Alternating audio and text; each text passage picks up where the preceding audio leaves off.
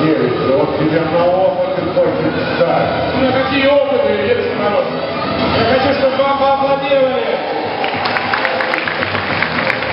Идемте дальше. У нас будет такая экскурсия.